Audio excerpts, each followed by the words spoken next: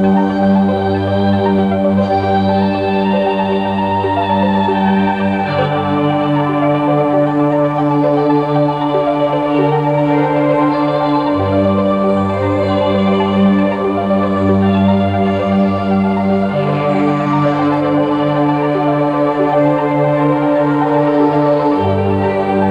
muchos mundos en el universo.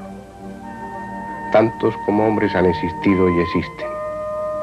En la apretada cárcel de su cráneo piensan y sueñan, aman y temen, para después diluirse en la nada o quedar eternamente libres, sin más límites para su conciencia que aquellos que tiene el ancho cosmos. Y si es así, uno piensa al ver estos cráneos trepanados que algo del alma debiera escaparse por esos agujeros.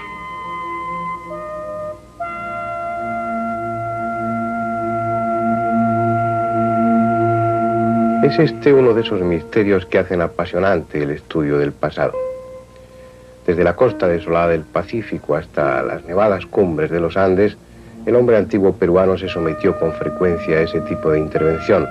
Incluso hubo algunos que fueron varias veces trepanados. Sin embargo, no está resuelto el por qué lo hicieron.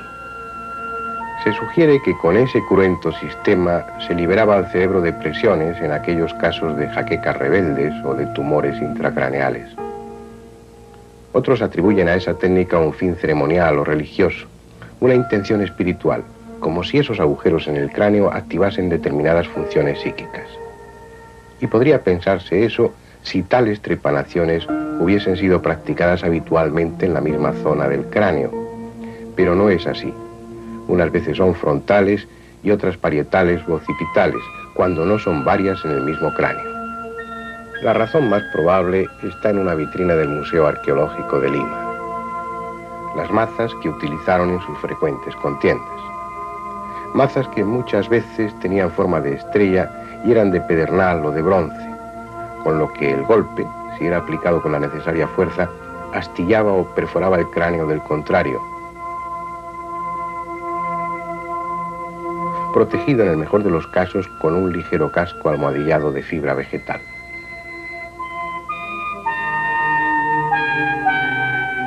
Pero además manejaban la onda con gran destreza y lanzaban con tremenda fuerza y singular puntería piedras que fácilmente fracturaban un cráneo con su impacto.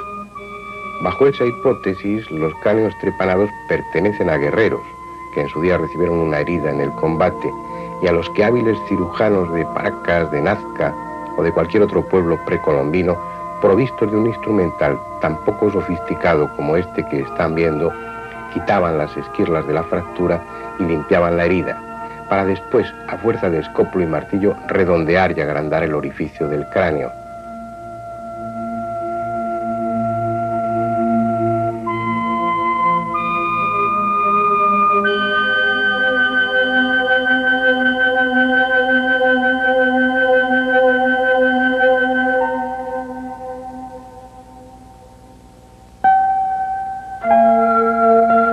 Una placa de metal o un simple trozo de calabaza de esa medida era colocado para tapar el agujero antes de coser el cuero cabelludo. No pudo ser de otra manera, con el paciente inconsciente por el traumatismo o borracho de chicha o de cualquier otra sustancia, tal vez de la coca, sin esa asepsia que hoy se nos antoja imprescindible. Y lo curioso o lo sorprendente es que la mayoría sobrevivieron a esa intervención que hoy consideramos brutal.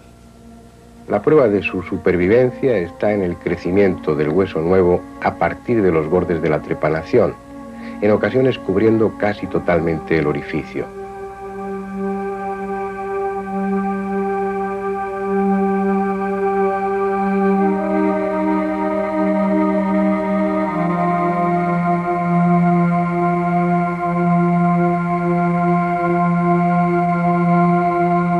Solo una vez, sino varias veces en un mismo sujeto. Pero no fue una práctica aislada, sino que se llevó a cabo por los cirujanos peruanos incontables veces en multitud de lugares y a lo largo de 2000 años.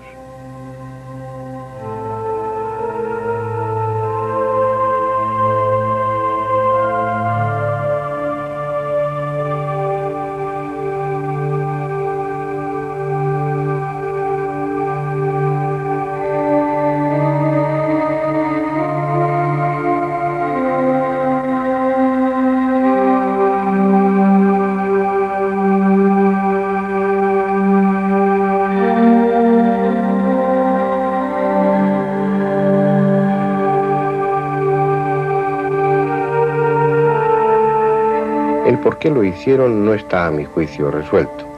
Si se piensa detenidamente en la hipótesis de heridas de guerra, se verá que ésta no aclara totalmente la cuestión. Por la localización y tamaño de las trepanaciones, puede deducirse que las lesiones cerebrales fueron importantes y permanentes. Cualquiera de ellas debiera incapacitar a un guerrero para participar en nuevas contiendas. Y sin embargo, hay cráneos con 4 o 5 trepanaciones diferentes en distintas fases de osificación. Uno no sabe si asombrarse más del valor y la tenacidad de aquellos soldados que, aún arrastrándose, iban de nuevo a combatir, o de la habilidad de aquellos cirujanos que dejaban a sus pacientes en condiciones de volver al campo de batalla como si tal cosa. Las razones de tales y tantas trepanaciones, ellos las sabían, pero no queda constancia alguna, puesto que no dejaron nada escrito. Es esa otra cuestión no resuelta.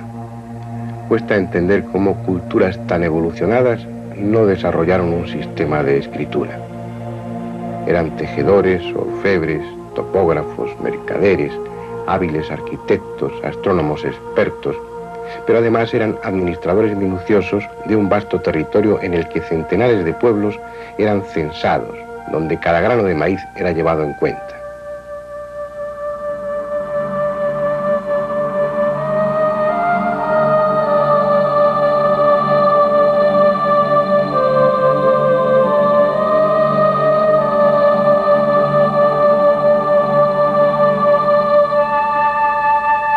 Cuando los españoles llegaron allí, vieron que aquellos peruanos de entonces pesaban utilizando balanzas de pesas idénticas a las que se usaban en España y que allí eran manejadas desde los viejos tiempos de las culturas de Paracas y Nazca. En sus mercados vieron cómo las mercancías eran cuidadosamente pesadas y contadas, que no utilizaban el sistema duodecimal para sus transacciones, ni huevos ni otros alimentos eran contados por docenas, solo el sistema decimal era usado. Todo aquello que podía enumerarse o medirse, ya fueran piedras, animales, gentes o soldados, lo era en decenas, centenares o millares.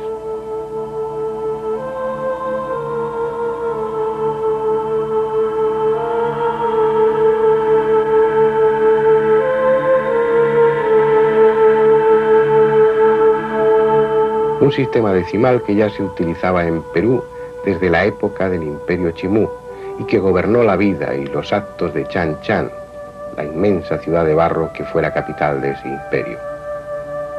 Incluso conocían y utilizaban el cero, un concepto abstracto que tanto en Perú como en México era común desde épocas remotas, pero que en Europa no entró hasta el siglo XV de mano de los árabes, quienes a su vez lo incorporaron de la India.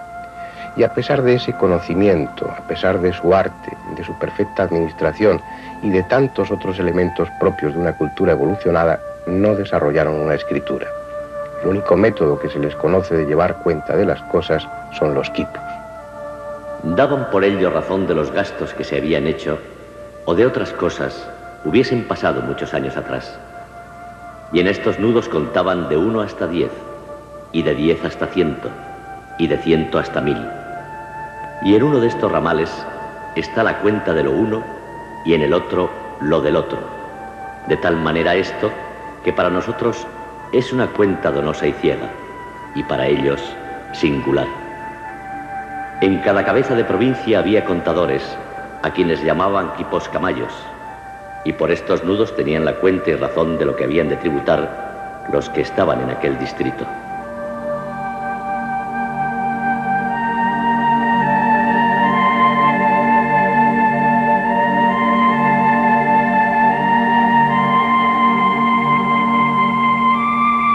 De esa forma no eran letras ni palabras, sino nudos, lo que ellos utilizaban para llevar cumplida cuenta de tributos, transacciones y tratados, pero es posible que no siempre fuera así.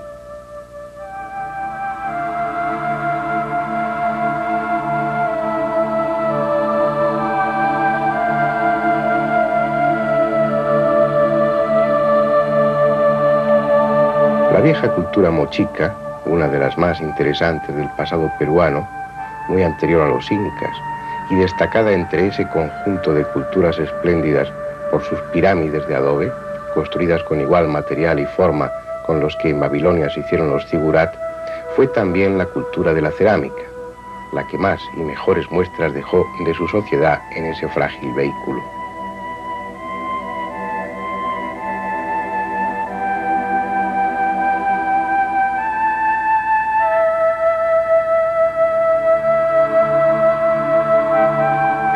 Y es en esa cerámica donde quedó el testimonio de una original forma de escritura, si es que es eso de lo que se trataba. En payares, que no son otra cosa que gruesas judías, llevaron cuenta con rayas y puntos de cifras y puede que también de acontecimientos.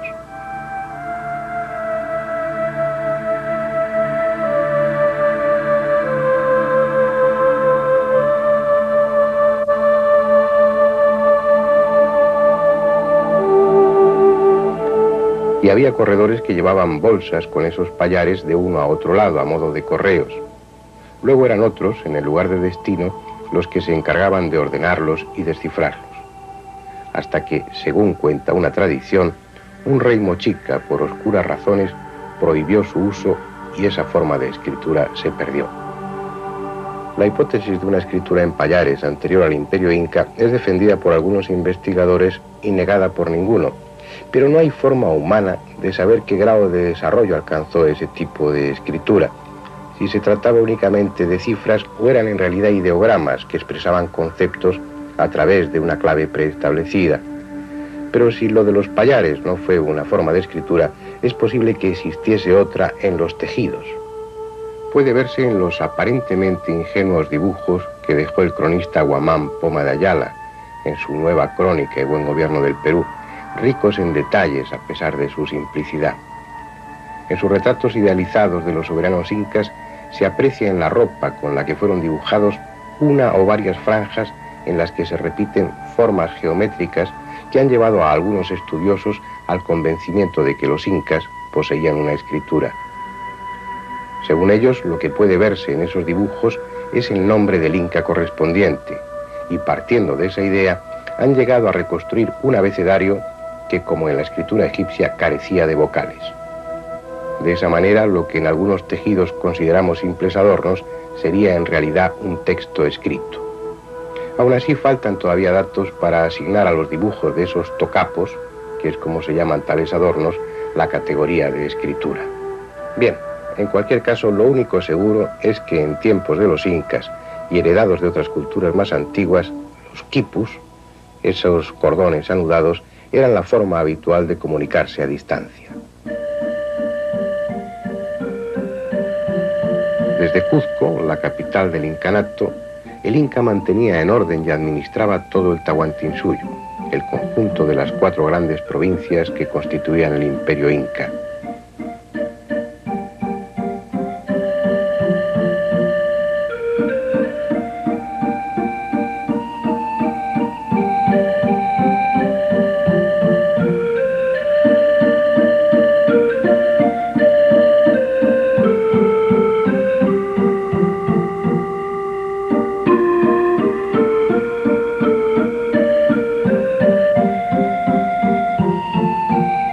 Aún de lo que sucedía en el rincón más apartado del país, el Inca recibía cumplida información gracias a los chasquis, aquellos correos a pie que se relevaban para llevar a la carrera las noticias y los mandatos, recorriendo incesantemente los bien trazados caminos incas que atravesaban desiertos, montañas y selvas como auténticas arterias que comunicaban el corazón del imperio, Cuzco, con las más lejanas plazas.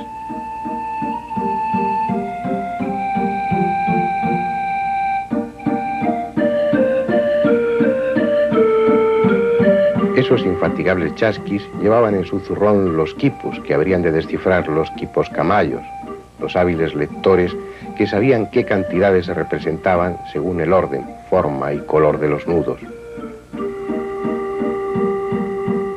La cuestión es si esos quipus sirvieron para algo más que llevar cuentas, porque según algunos cronistas, como Polo de Ondegardo, en esos nudos se podían representar también acontecimientos y conceptos complejos, como si fuesen en realidad una forma de escritura.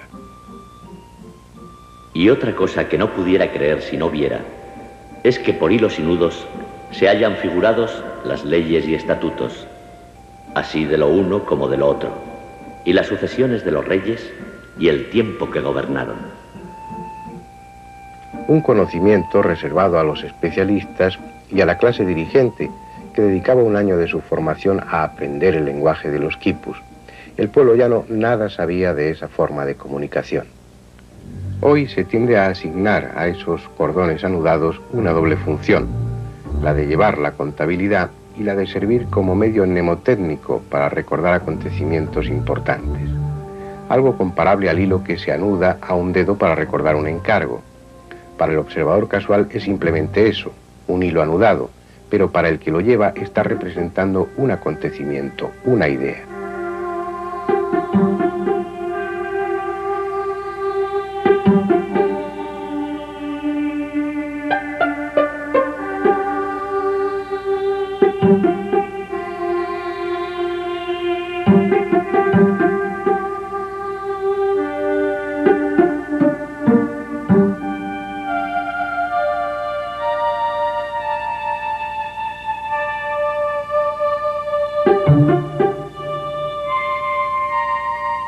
Por eso, de nada nos valen los quipus a los que no estamos en el secreto de su lectura.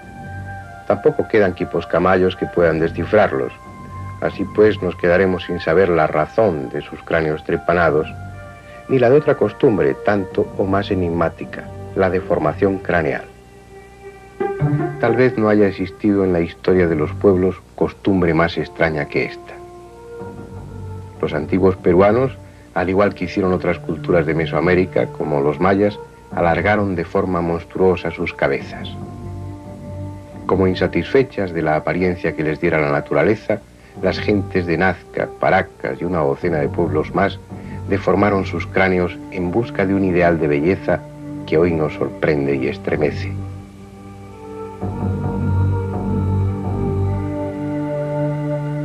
No fue una moda pasajera. El cráneo deformado más antiguo que se conoce procede de la Auricocha y es del año 6000 a.C. Durante 7500 años, los más vanidosos, o los más nobles, o quizás los más fanáticos, sometieron a sus recién nacidos a unas técnicas simples que transformaron sus cabezas en algo de apariencia grotesca e inhumana.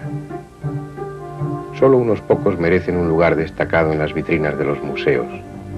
El resto, miles de ellos, se alinean olvidados en las estanterías de los almacenes, en espera de ser clasificados. Apenas interesan, porque son cosa común en el pasado peruano. Utilizaban varios métodos para lograr esa deformación. El más común era mantener una tabla sobre la frente del niño con una presión suave y constante, o utilizar dos tablillas, una frontal y otra occipital, que se apretaban entre sí mediante cordones. Lo que no sabemos es por qué lo hicieron, y eso es algo que merece una reflexión. No puede hablarse de una razón puramente estética. Una simple moda no se mantiene durante 75 siglos. Ese tipo de costumbres tan arraigadas y perennes solo responden a razones religiosas. Los judíos, por poner un ejemplo, han evolucionado en lo social y en lo técnico como cualquier otro pueblo. Sin embargo, siguen practicando la circuncisión como hace 2000 años. Lo más probable es que los antiguos pueblos peruanos deformaran sus cabezas por razones religiosas. ¿Pero con qué finalidad? Después de darle vueltas, solo se me ocurre una suficientemente probable, la de parecerse a los dioses o a quienes decían venir en nombre de ellos. Esos dioses maestros que aparecieron un día en América para enseñar técnicas, dictar leyes o inculcar principios morales. Los Ayar, los Viracocha, los Quetzalcóatl.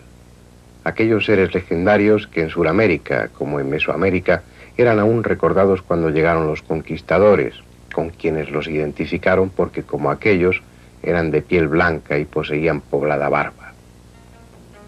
Al igual que el resto de los aborígenes americanos conocidos, los habitantes de lo que hoy es Perú o Bolivia no tenían barba, por lo que no requerían instrumentos cortantes para afeitarse.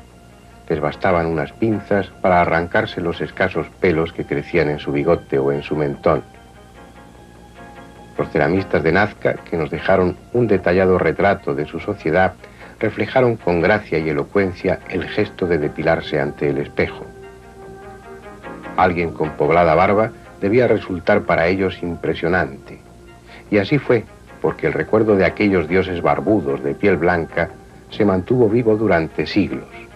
Sus dioses, aquellos dioses maestros, fueron evidentemente de raza distinta.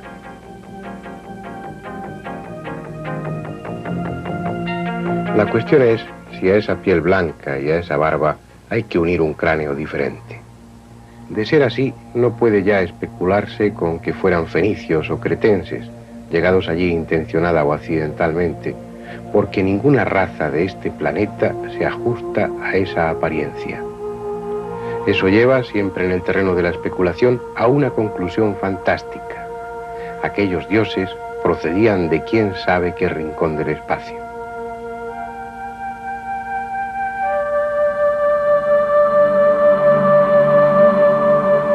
Claro está que nadie se halla en condiciones de probar tan exótica hipótesis, pero ¿hay en verdad realmente alguna razón seria que se oponga a esa idea? Solo nuestros prejuicios.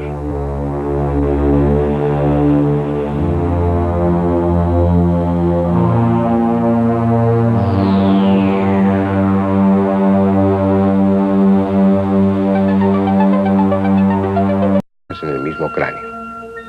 La razón más probable está en una vitrina del Museo Arqueológico de Lima. Las mazas que utilizaron en sus frecuentes contiendas. Mazas que muchas veces tenían forma de estrella y eran de pedernal o de bronce, con lo que el golpe, si era aplicado con la necesaria fuerza, astillaba o perforaba el cráneo del contrario. Protegido en el mejor de los casos con un ligero casco almohadillado de fibra vegetal.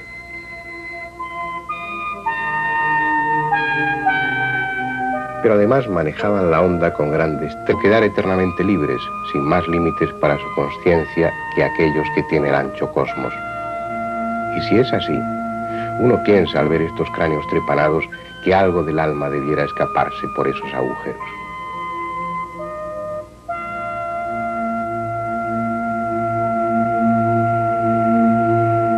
Es este uno de esos misterios que hacen apasionante el estudio del pasado. Desde la costa desolada del Pacífico hasta las nevadas cumbres de los Andes, el hombre antiguo peruano se sometió con frecuencia a ese tipo de intervención. Incluso hubo algunos que fueron varias veces trepanados, y lanzaban con tremenda fuerza y singular puntería piedras que fácilmente fracturaban un cráneo con su impacto. Bajo esa hipótesis, los cráneos trepanados pertenecen a guerreros, que en su día recibieron una herida en el combate, y a los que hábiles cirujanos de Paracas, de Nazca o de cualquier otro pueblo precolombino, provistos de un instrumental tan poco sofisticado como este que están viendo, quitaban las esquirlas de la fractura y limpiaban la herida, para después, a fuerza de escoplo y martillo, redondear y agrandar el orificio del cráneo. Sin embargo, no está resuelto el por qué lo hicieron. Se sugiere que con ese cruento sistema se liberaba al cerebro de presiones en aquellos casos de jaquecas rebeldes o de tumores intracraneales. Otros atribuyen a esa técnica un fin ceremonial o religioso, una intención espiritual, como si esos agujeros en el cráneo activasen determinadas funciones psíquicas. Y podría pensarse eso si tales trepanaciones hubiesen sido practicadas habitualmente en la misma zona del cráneo. Pero no es así. Unas veces son frontales y otras parietales o occipitales, cuando no son varias.